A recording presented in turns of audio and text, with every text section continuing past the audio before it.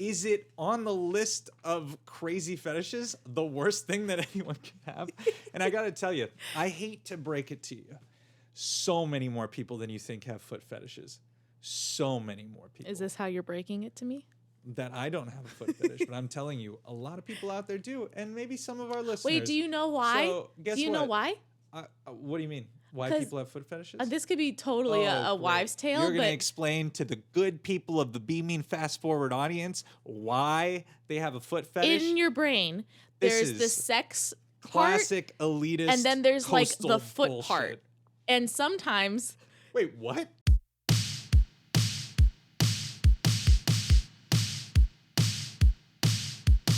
Welcome back to the Be Mean Fast Forward podcast. My name is Charlie Jake Sanchez. My name is Kat Solko. I have seen a lot of movies. And I have not. We are here to watch and discuss Quentin Tarantino's 2009 Inglourious Basterds. Inglourious Basterds. Kat, what do you know about Inglourious Basterds? Are we lying? No. No, so we were I was lying. about to be like, are we lying? No, I have seen Inglourious Basterds. Apropos of nothing, we're watching Inglourious Basterds this week. Yeah. For absolutely no reason. No Don't therapeutic read into it. reason. Don't think about it. Just don't think about it. Or No thematic think reason. about it a lot. Think about it a lot. Nothing on the news.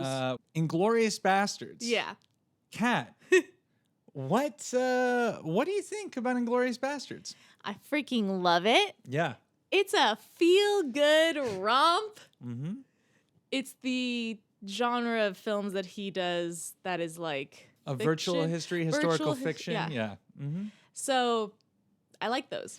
I said it before and I'll say it again. Histories. Alternate histories. Yeah. I think they're very cathartic. I think they're fun to watch. You know, me as a Jewish person, go back to the first video episode. Uh-huh. Casually. I'd never had a bat mitzvah. I'm sorry, God. Culturally. I'm culturally Jewish. Culturally Jewish. Super culturally Jewish, raised by a very Jewish mom. You know what I'm saying? And love you, Cheryl. A lot of guilt in that house. I'm just kidding, Cheryl. That's Catholics and Jews. We I know, and I got him up both sides. My dad was raised Catholic, but he we wasn't. He's an have atheist. a lot of shared guilt and shame amidst the two of us. And Bug has a lot of shame. Pug shame. Anyway. I was about to say Bug is shameless. I don't know if he feels that emotion. Back to Puglorious Bastards. Oh my God. So I like watching Hitler get shot in the face 100 times. So do I. I just like it. And honestly, like, it doesn't have to be deeper than that. It is, but it doesn't have to be. Like, I like it. I like watching it. I feel good watching this movie. Start to finish, almost 99%. 99.99%, would you say? 999.999 times out of a million. Yeah, apropos of nothing on the news, we felt like it was important to watch it this week and share it with all of you, share our thoughts. And I get to watch one of my favorites again. This was when we watched this, I believe it was just like a week or two before we started the podcast. Actually. Yeah, basically. And it was one of those movies where we were going through a list of things that I think Kat wanted to watch before a project that we were working on. And so we sat down and watched it, and like throughout that whole week watched like 3 or 4 movies. And then it was like, hey, we talk about this after the watching the movie. Should we just like record a podcast? Should we just record ourselves talking? So I would say the genesis of this podcast began around Inglourious Basterds. Yeah, I think it began a lot earlier in our relationship, but Inglourious Basterds had a lot to do with it. Yeah. We had just basically had an hour-long discussion after we watched it. So that I don't remember any of it, so it's going to be great to watch again. Inglourious Basterds. This movie came out in 2009.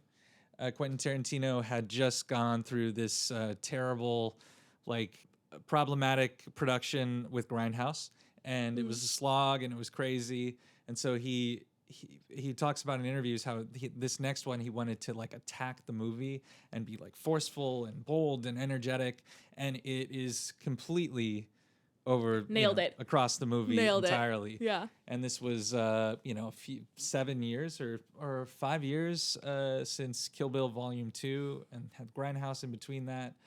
The genesis of this was like he had written in 1998 and 1999, and the Shoshana character was way more of a vengeful, violent story where she was like getting revenge, kind of like what the Bastards are doing. But he put off this when he realized the story was too big to be a movie. It was like more novelistic, and he put a lot of that revenge plot into Kill Bill. Oh, gotcha. So the bride character is a lot of what Shoshana was supposed to do.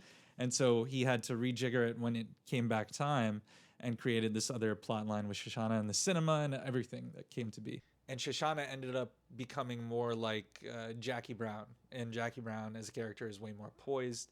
And so the revenge stuff is there, but she has a lot of like quiet dignity instead of this like crazy looking out for revenge sort of plot. This is like my favorite Brad Pitt performance. Sure. I also think Christoph Waltz might be my spirit animal. We both are just silly, goofy little guys. Like, I don't know what to say about that. I just feel very kindred spirit coming from Waltz towards me specifically, and only me.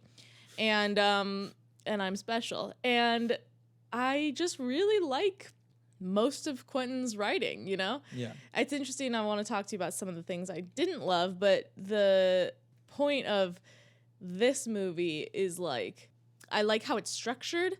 I like the 5 acts, right? Yeah, 5? I believe so. And chapters, and how you feel like you're in good hands, you know? Like every scene or chapter is like intentional and has a very like specific place in the story and in the plot. And it's also like a very classical writing style almost, like very much like scenes in a play, basically. Yeah. I guess we should talk about your relationship to Tarantino. What other movies have you watched of his? Django.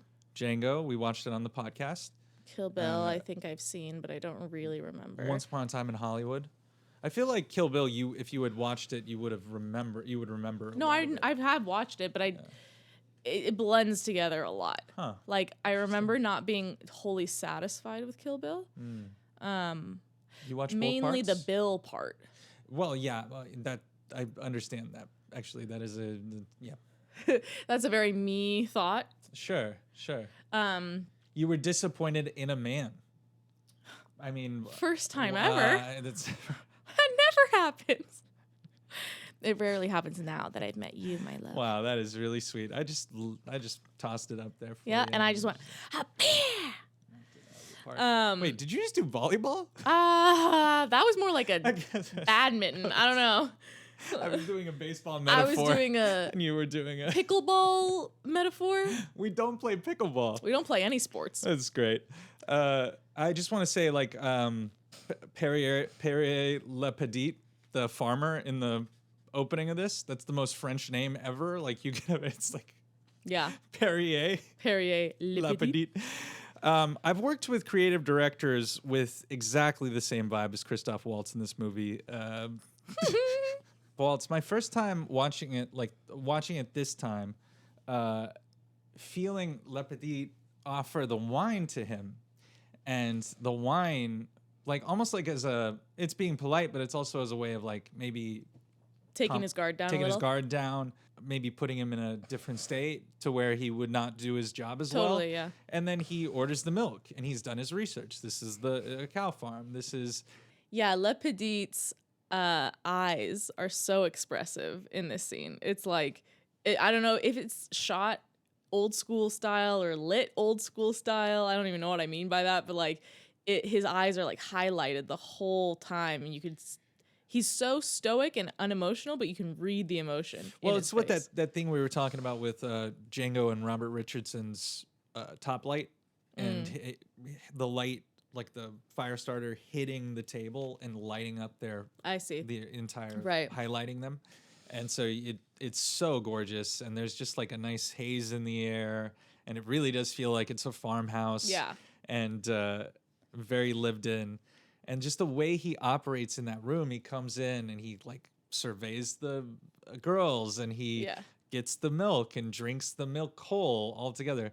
Yeah, you were right. You're just a little freaky. Sounds like a dream. Little freaky guys like milk. I Um, mean, I have a big question. I had it the first time we watched, and I have it now. Why is Leah Sadu there? And why doesn't she have more it's to 2009. do? I don't. Leah Sadu. Why didn't she have more to do? It throws me every single time. Yeah. I don't know. Both times now I've watched it. It feels like she's almost like another Jew that they've been hiding because she's the only one with blonde hair in that whole family. Yeah.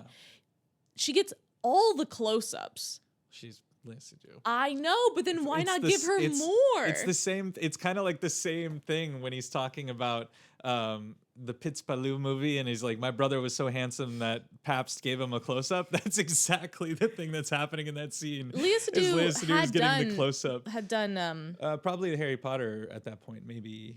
Yeah. Harry Potter. She's not in Harry Potter. Wrong one. Who's in Harry Potter? The other French woman. Oh yeah, I'm confusing the two. I don't remember her name. Leah right Sadu she wasn't in the James Bond movie yet.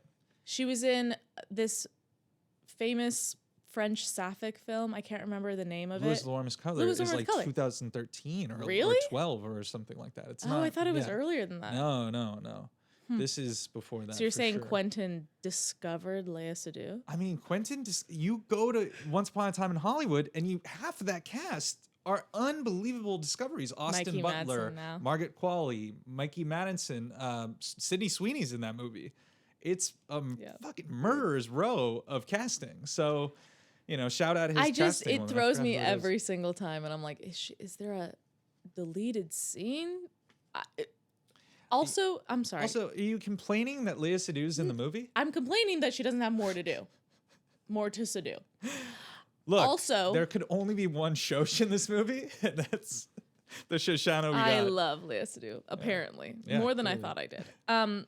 I hate to be this guy. Okay, be that guy. And let me preface I hate to be this guy proceeds to be this guy. Let me preface this by saying I've never chopped wood in my life. I have no idea where you're going with this. Is he doing it a little gay? What? That guy was chopping wood super gay. No.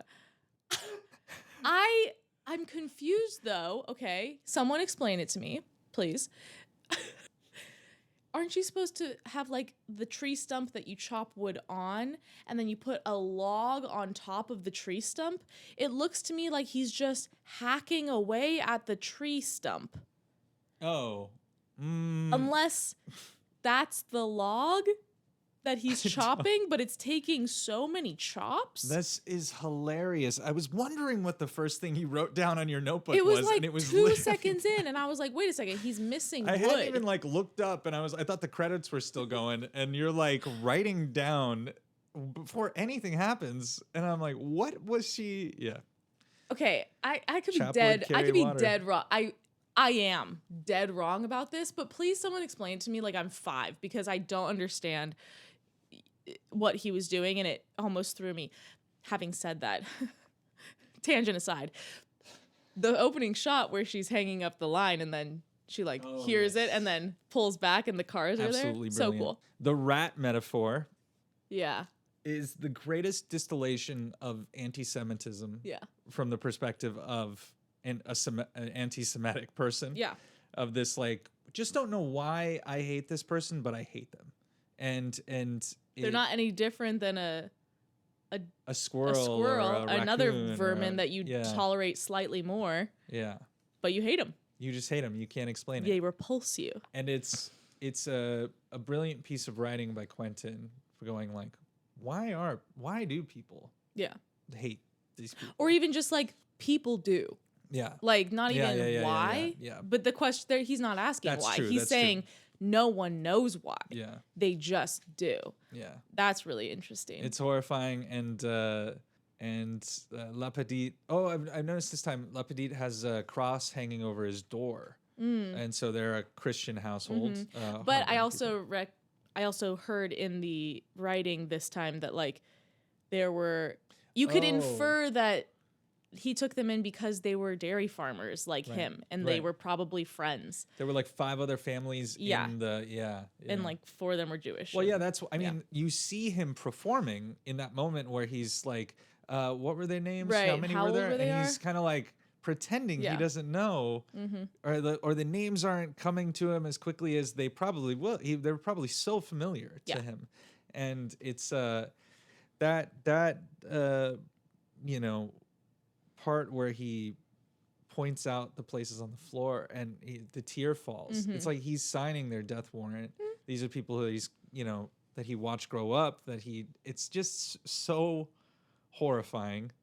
And Londa, you know, his whole like big sweeping performance being like, all right, ladies, come on in. The SS being right there. They do this All so the time. much. That's their rhythm. Because he nails it. Yeah. Because he always gets it. Yeah. And there's a bit of background. Quentin had him pull out this pipe and smoke that pipe throughout the movie. And it was very like a Sherlock Holmes-y thing.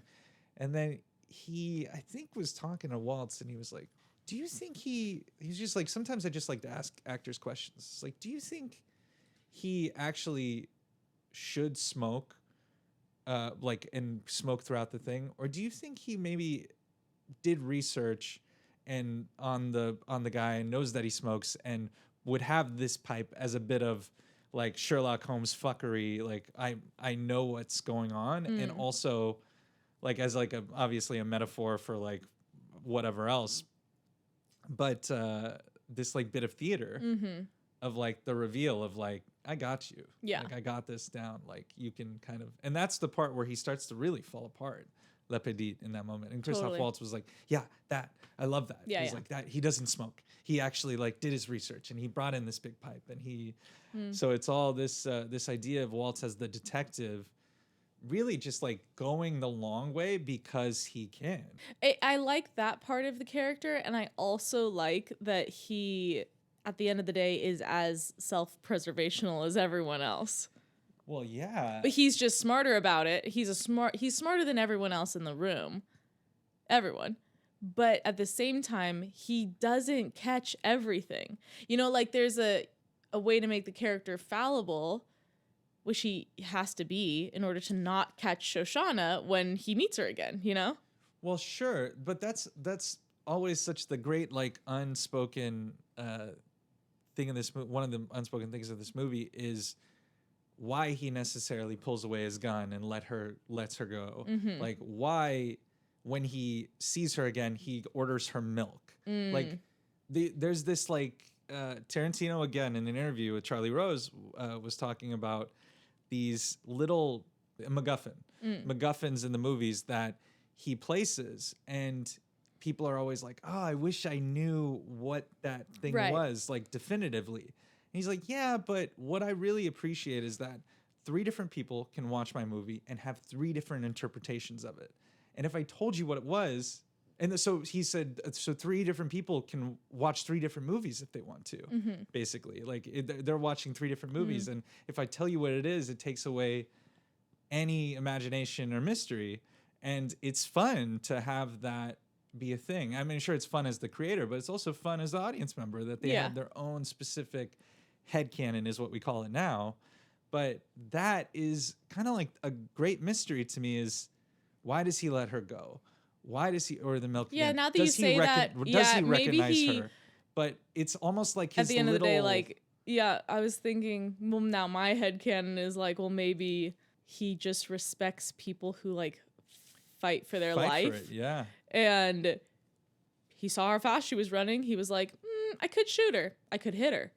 I'm not gonna. The same way he respects the bastards. Yeah, exactly. I'm just like, wow, these guys. Later on, he's having that conversation with them. He's just like, we're clearly not operating on the same level of mutual respect. I thought we had mutual respect. He's pouting. He meets her in that cafe, and he has that moment where you're like, she's caught, and then he goes, can't remember what I was gonna ask you. He goes, I have just one more question for you, and it gets really intense, and he's just like staring. I forgot, you know. And in that moment, you could say, like, he decided, no. Yeah.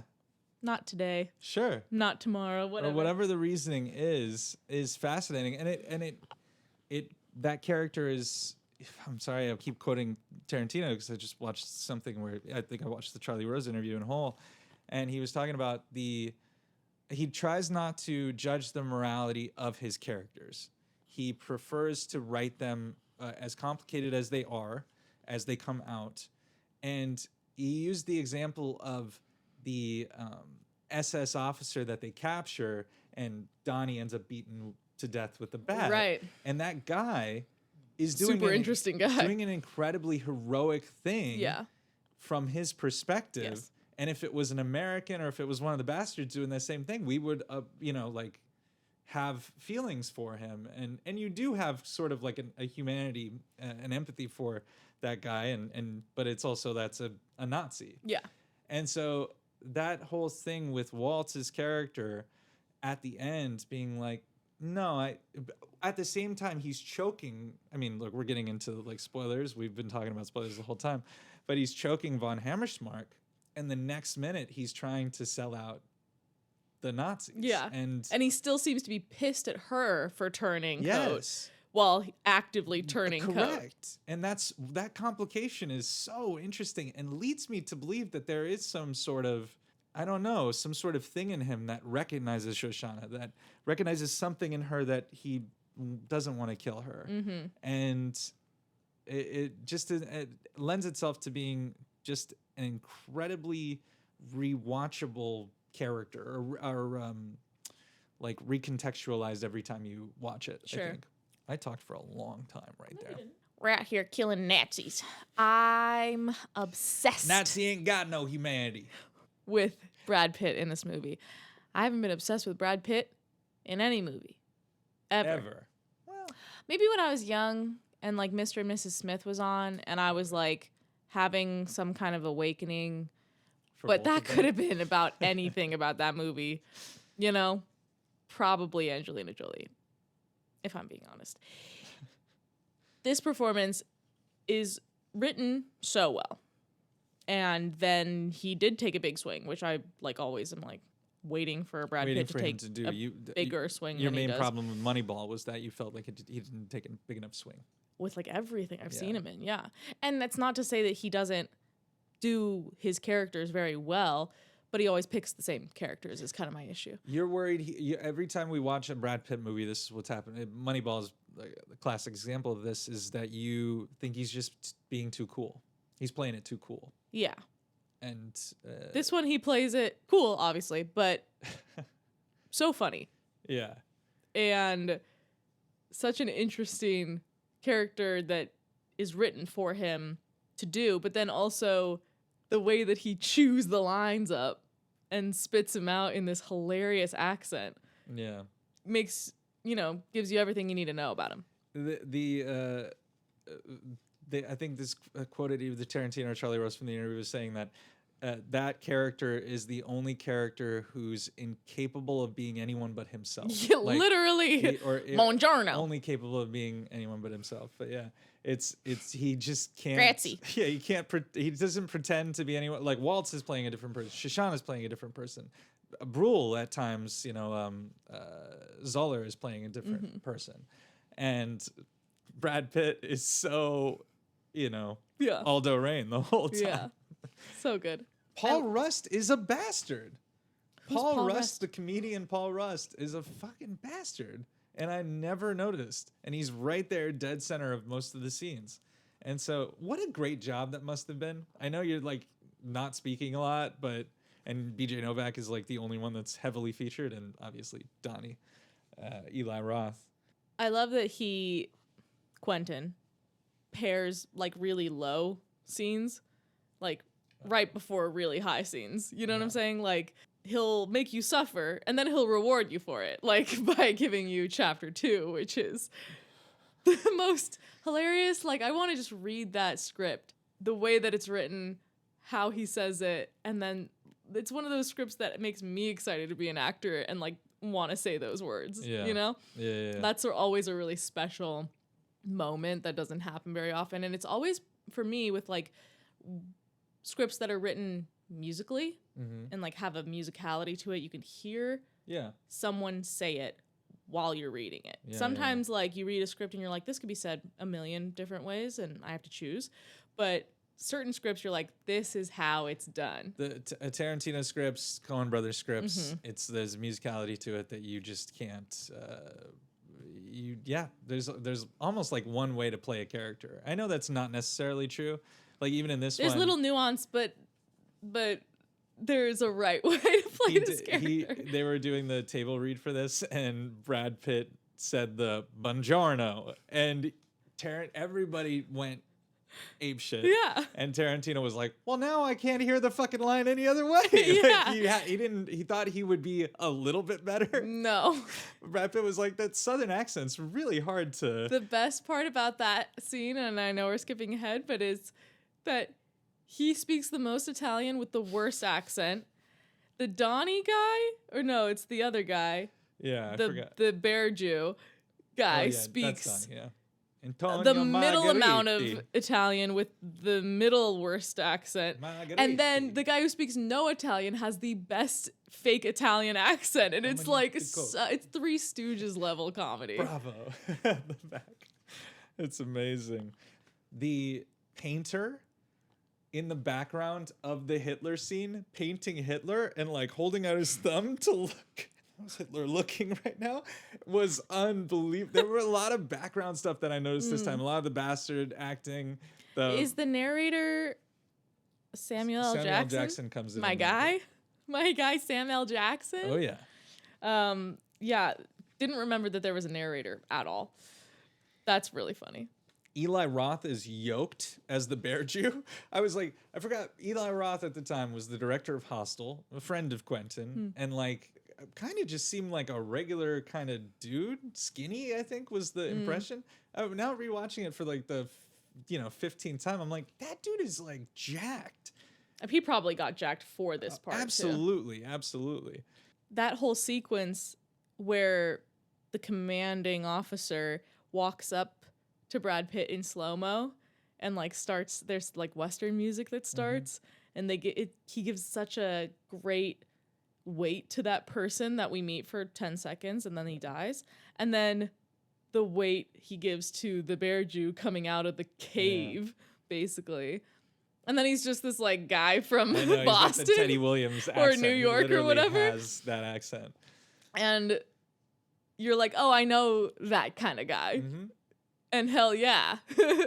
Beating people with bats. One of my favorite things is like the ad libs of the bastards cheering in the background. It's so funny. Or like he'll say an insult to German officer and they're just like, oh, like just like joking around in the background. And all of the specific German jokes that just trip off of Brad Pitt's tongue. Yeah. Your schnitzel licking finger.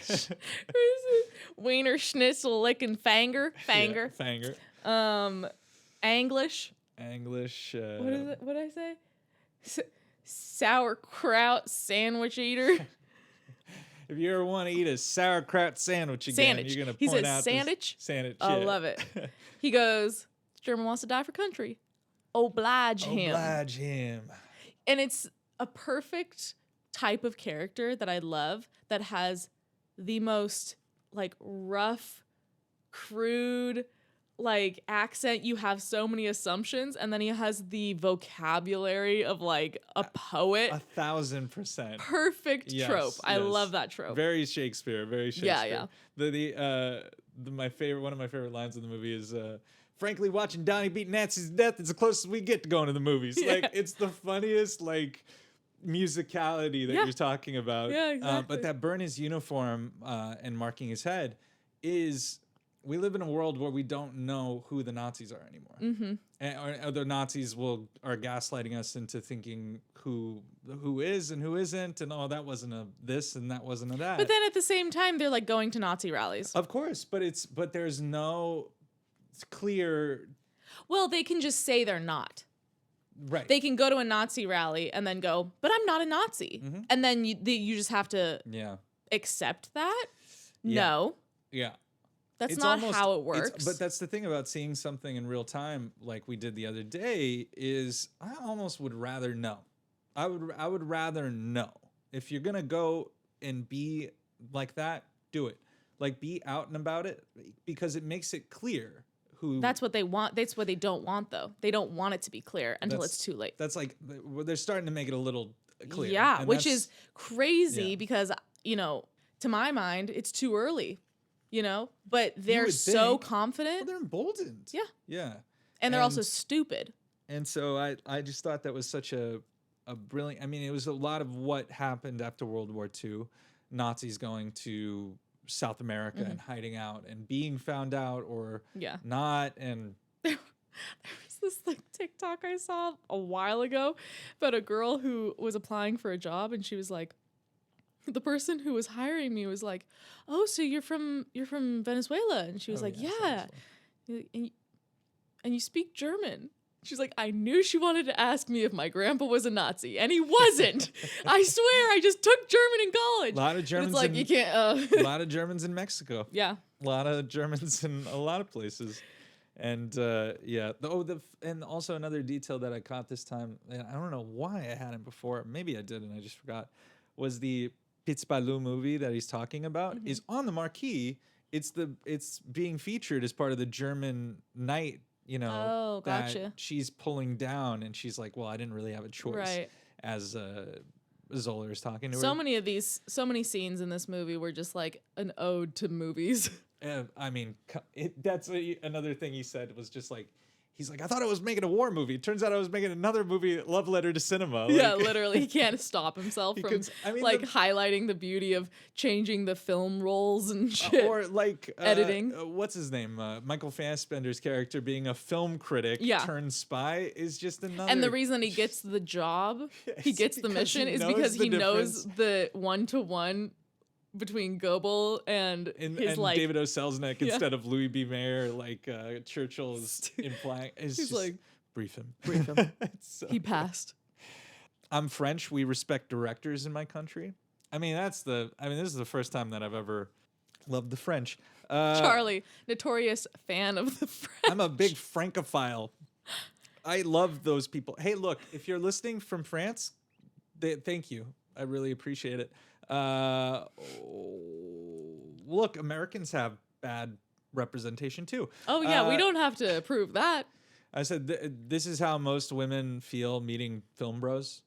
I literally wrote film boys flirting, aka talking to themselves. Yeah, it's not great. It's not great. He's getting less than 0. He's getting negative. He's getting negative feedback.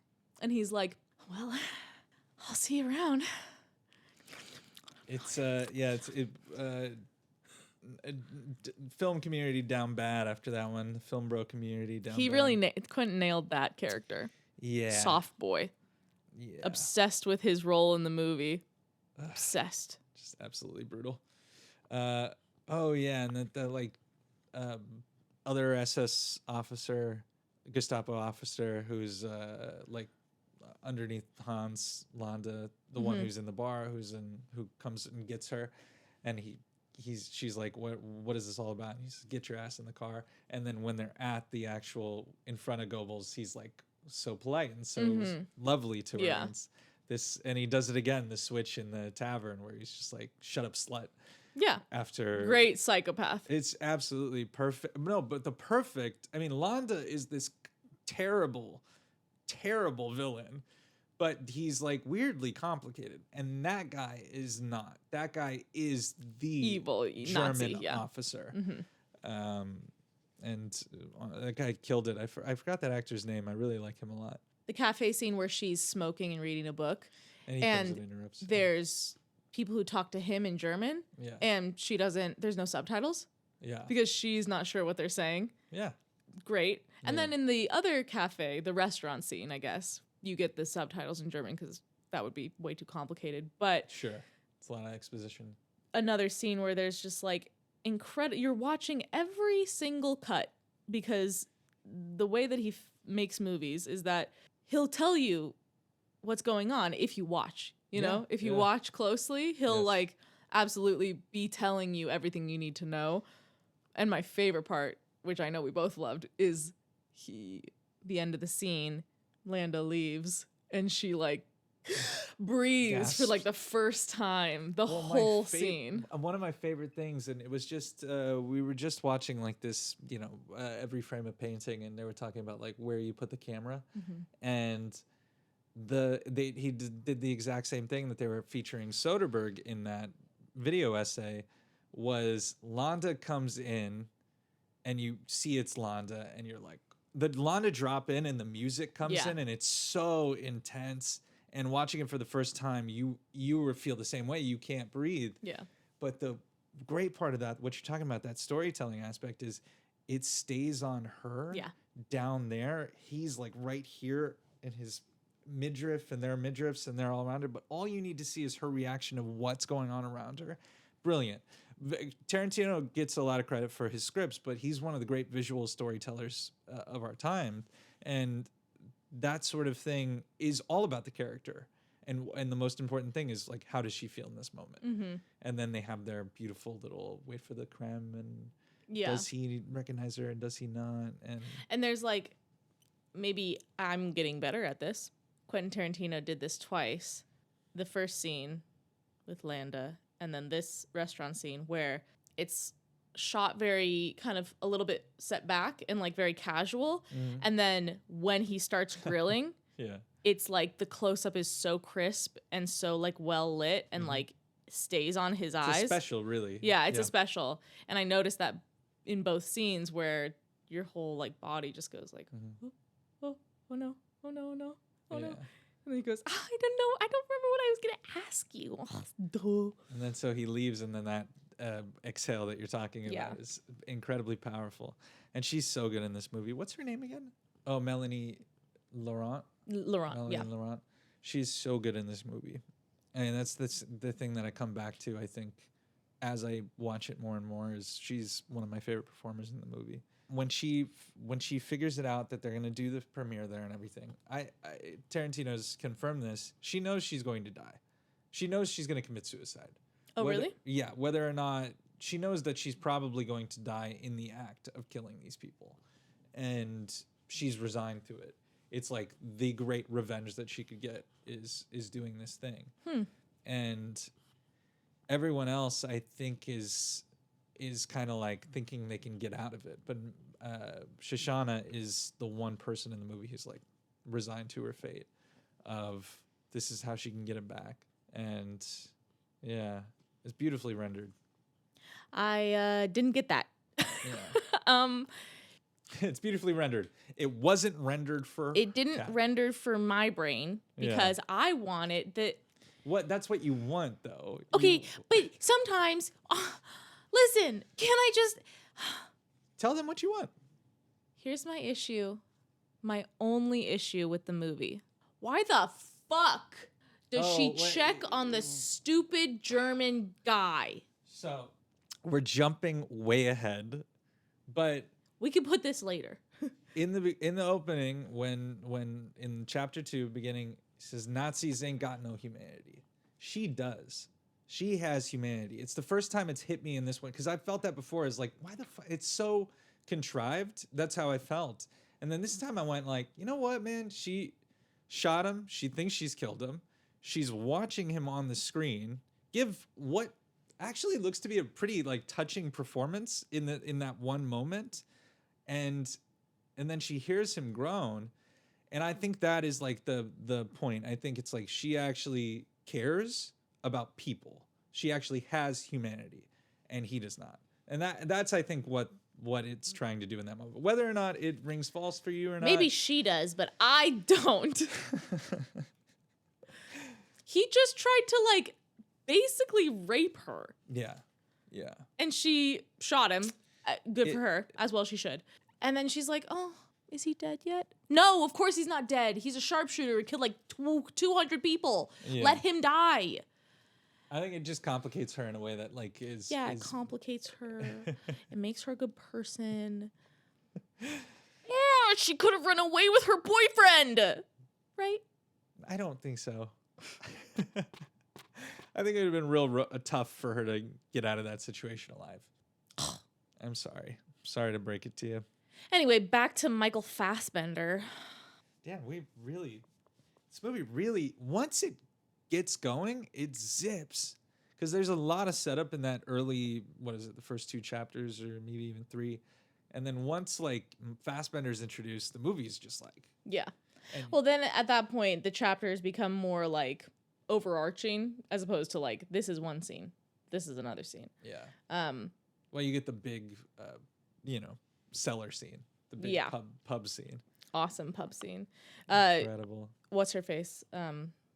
Plays the German actress. Diane Kruger.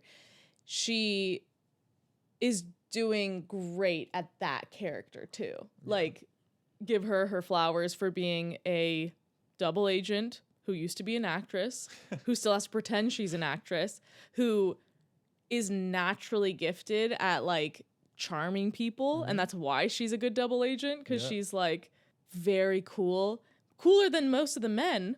When she's like, we can't leave right now. Yeah. We have to have a drink. What the fuck would we be doing here if we weren't getting a drink? Or when he's like, does the Fraulein want me to leave? And she's just like, no, of course like, not.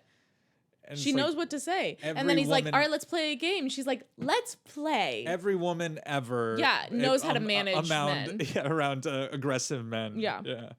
And she does it like an art form. It's great. And that also another thing in that scene is Tarantino combining the King Kong slavery metaphor. Yeah. Spelling it out for people who are like, if you don't get it, yeah, King Kong's about slaves, about the African slave trade. Probably like an argument he had with someone at a party once, and he was like, I'm gonna put this in a fucking movie. Exactly. So I can really and it might be a problematic simplification, but I'm almost positive that was the point of King Kong by the creators of King Kong, was like, this was the thing about it. It was inhumane. It was not okay. And in the end, like, led to such terrible outcomes for everyone involved. So what I'm asking in this whole plot to blow up Hitler, right, is wouldn't Hugo Stiglitz, right, be made when they walk in the door of the theater and Landa's there? I'm not saying that's a plot hole. I'm just saying, like, that's kind of what I like about the movie, is like, this is the only way it does work, and in every other alternate universe they get stopped blowing up Hitler. Yeah. But in this alternate history, this one pathway where a bunch of people fuck up is the one where Hitler ends up dying. Landa has the fucking line with Aldo and the little man, and they're tied up. They call me the little man? They have the handcuffs on, and he says, "What shall the history books read?" Mm-hmm. And there's this look of silence, and it's this like Tarantino as the meta narrator being like, what are we gonna do? I don't know. And if you watch it for the first time and you don't know the twists or turns that are coming, you may not think that that's actually what's going to happen. Mm-hmm. And so when it does happen, it's this like cathartic, watching it the first time, you were pretty. I mean, I always love stories that are like about how a decision can alter the course of history one way or the other, or your life one way or the other, or whatever. Like BioShock Infinite is like one of my favorite video games, and that is one of the biggest themes in that game, is like, you make certain choices and certain things are constant and certain things are variable. What if there was like a world where we blew up Hitler like a year early? Cool. If you're a listener, a consistent listener to Beaming Fast Forward, Take a Shot, Kat mentioned BioShock. Have I mentioned it before? Oh yeah. What do you mean? When? A couple times. No. Mm-hmm. No. We put a supercut in. You know what? It's probably on the unreleased secret Fallout tapes. Oh shit. We did attempt to do TV at one point on this podcast. We tried to do Beaming TV, yeah. We may still, when we have money. We probably will. It's just a lot of commitment. I would love to have this be the full-time job, but guys, we need sponsors for that, I think. I'm a photographer, I'm an actor. I'm a digitech. In the worst year for acting that has ever existed. Okay. I wrote foot with like 3 underlines. I know you're tired of this narrative. He perpetuates the narrative. No, you don't understand. This is the thing. I know he's not ashamed of it. I don't disagree with how much he has the foot fetish. My whole point is that I don't disagree with how much he has a foot fetish. Sure. He has a foot fetish. Yes, he does. What I'm saying is it on the list of crazy fetishes the worst thing that anyone can have? And I got to tell you, I hate to break it to you. So many more people than you think have foot fetishes. So many more people. Is this how you're breaking it to me? That I don't have a foot fetish, but I'm telling you, a lot of people out there do, and maybe some of our listeners. Wait, do you know why? So, guess do you know why? What do you mean? Why people have foot fetishes? This could be totally a wives' tale. You're going to explain to the good people of the Beaming Fast Forward audience why they have a foot fetish? In your brain, there's the sex classic part, elitist, and then there's like the foot bullshit. part. And sometimes wait, what? The wires get crossed, and that's why people specifically have a fetish for feet. What is it? There's like a part of your brain that's the sex brain part. And then I'm pretty sure from what I've read maybe once years ago is that there's like a part of your brain that deals with like body parts and feet, and they're very close together. And so sometimes maybe I'll look this up and it's completely wrong. I think you should just do more research before you talk about I like to talk. I like to talk, and then people can correct me. Otherwise, what I say is gospel. Uh-oh. I treat things that you say as gospel. So basically, you just have to be careful because I'm very naive. I mean, sometimes we have a friend, my old roommate Casey, who one time got mad at me because I was like, oh, if you lay on your left side, like you'll digest better. And she was like, you always say shit like that and it's never true. And I'm like, look that one up. I know that one's correct. And it was. If you lay on your left side, you digest better. Oh, so maybe she's got something on. Anyway, what Every I'm trying once to in a say while. is we should not be shaming people with relatively harmless fetishes. I'm not shaming him. That's all just I'm saying. Find it hilarious that he makes a point to put a foot in every single fucking movie the he man makes. makes movies for himself. He No is shit. on the record.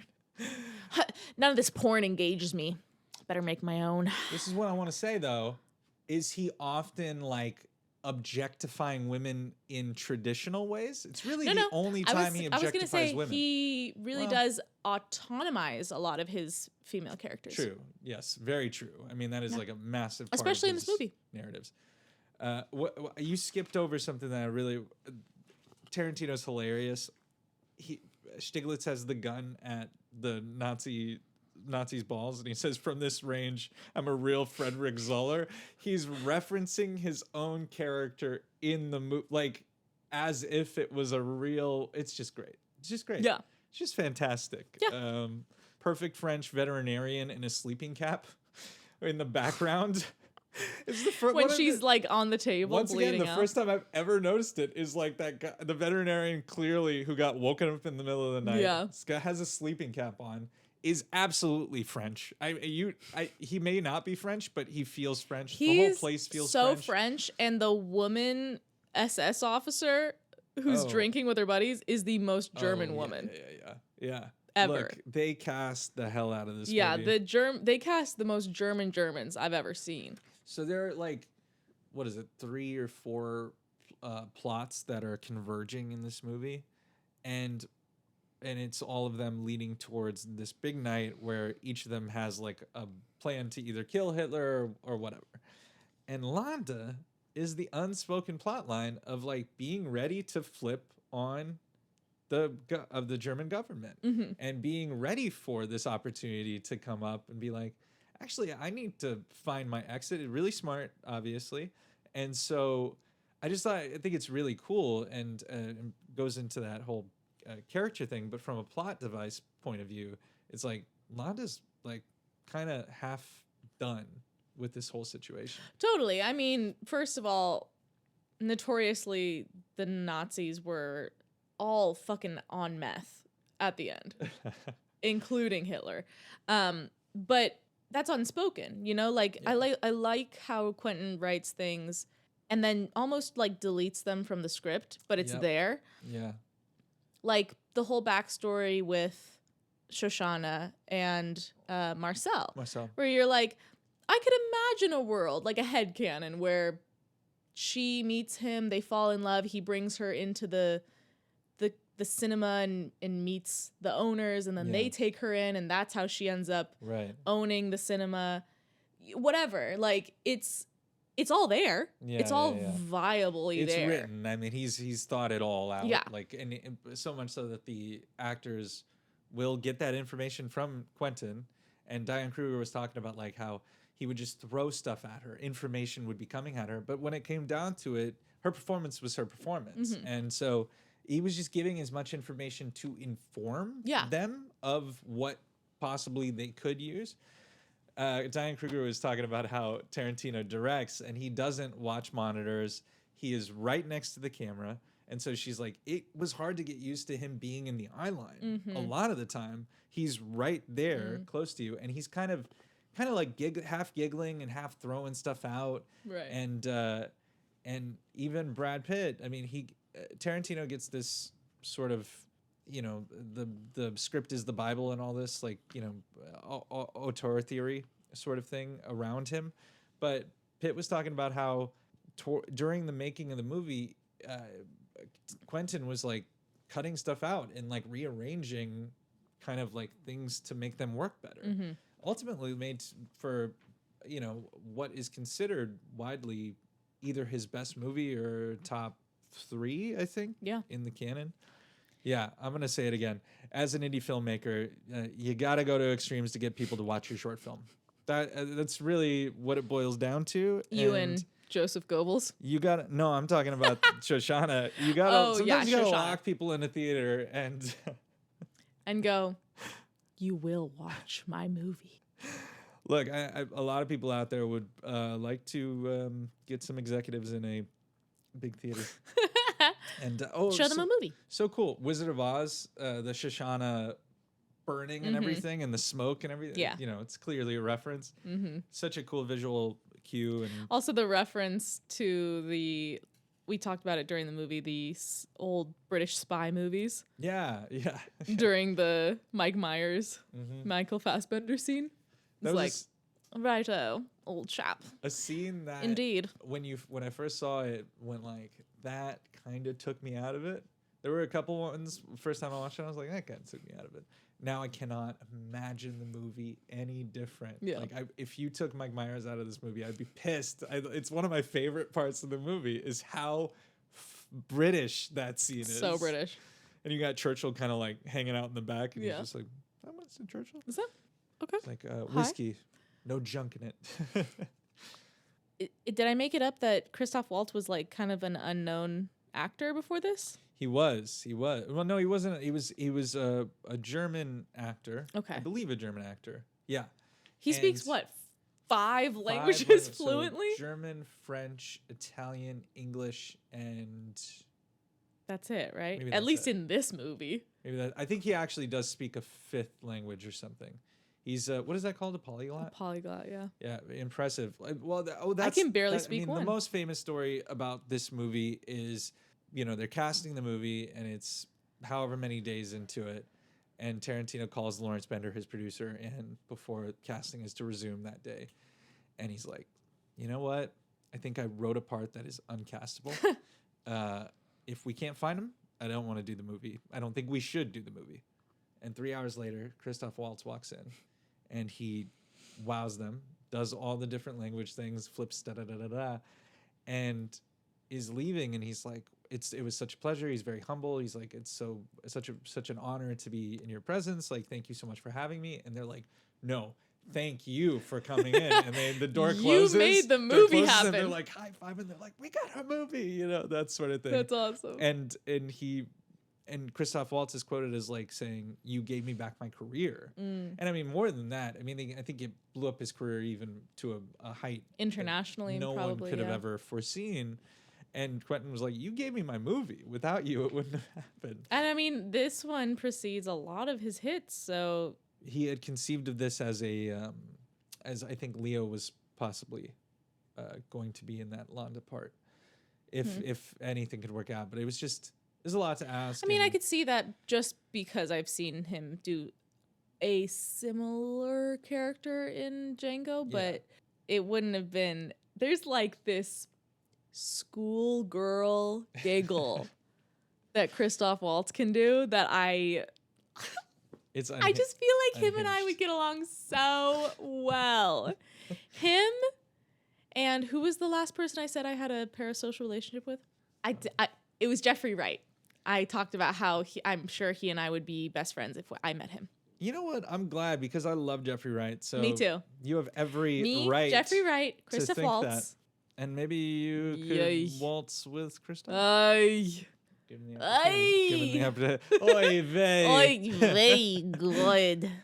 Christoph Waltz was talking about Tarantino directing him, and he was like, you have to kind of like realize when he's talking, it's not about you or him. It's not about egos. It's not about this.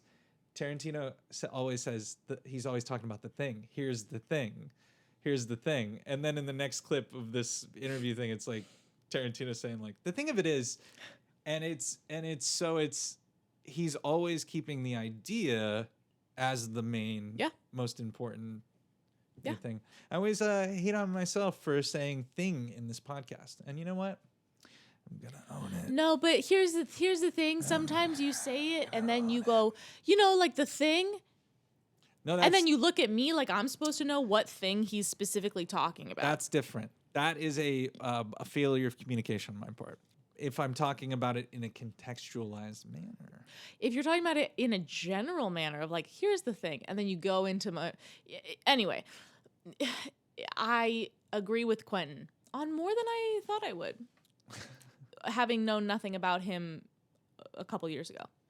One of my favorite filmmakers so far. That is so cool, because it is such a weird...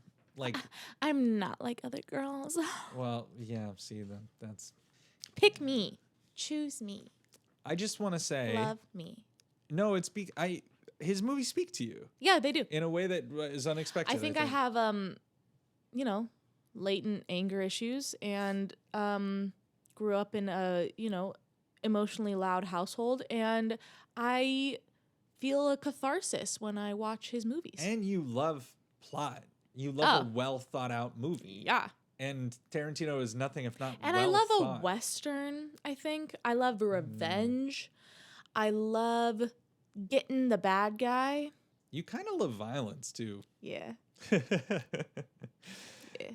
He was talking about directing a movie and the kind of like thing that he thinks he has on other writers is like he's not just a screenwriter. Every time he's getting ready to make a movie, he has to remember how to make it.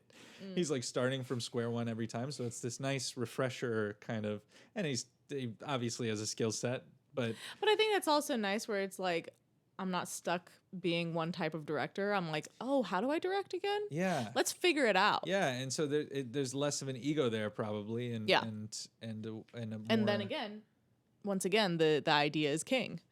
Yeah. Everything serves the idea. Yeah. And every time he says cut, he's known for being like, one more time. Why?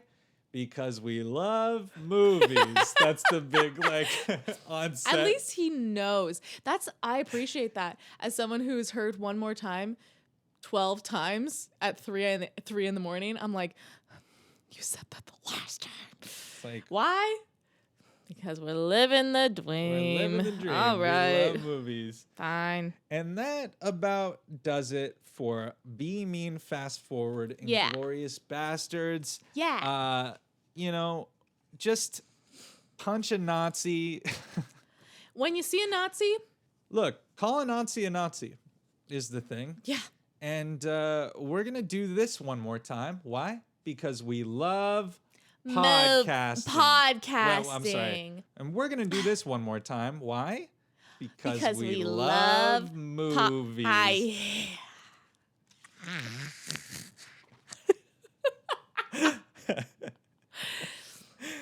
All right, guys. God. Love you. This was great. Thank you for watching. Thank you for listening. As always, it is a dark time in the world, but we have each other, and let's remember that, and Yep. let's take care of each other and enjoy your life.